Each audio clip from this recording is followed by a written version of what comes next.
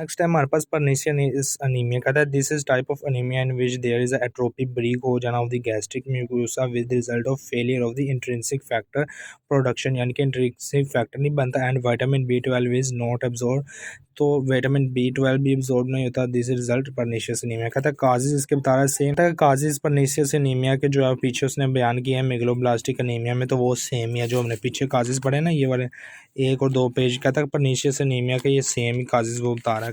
फिर जो है आगे क्लिनिकल फीचर्स बता रहा है इसके पर्नीशियस अनीमिया। कहता है पेशेंट सफरिंग मुब्तला होना from the pernicious anaemia are less sick than the suffering with the folate deficiency. कहता है कि फोलेट डेफिशिएंसी अनीमिया। कहता है कि पेशेंट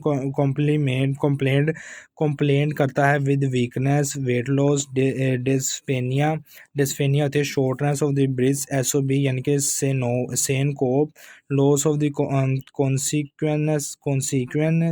कहता है कि लेक ऑफ कॉन्सियसनेस यानी कि एहसास शऊर ना होना। फिर कहता है the skin and mucous membrane are the pale, यानी कि जर्द रंग हो जाना। The surface of the tongue is usually smooth, atrophic break हो जाना and some time it is red and inflamed, यानी कि ये जो है वो इसमें इन्फ्लेमेशन आ जाती है। कहता है स्प्लीन में भी पालपेबल, यानी कि स्प्लीन जो तली है मैदे के नीचे ऑर्गन है, ये छोटा छूने के काबिल हो जाता है।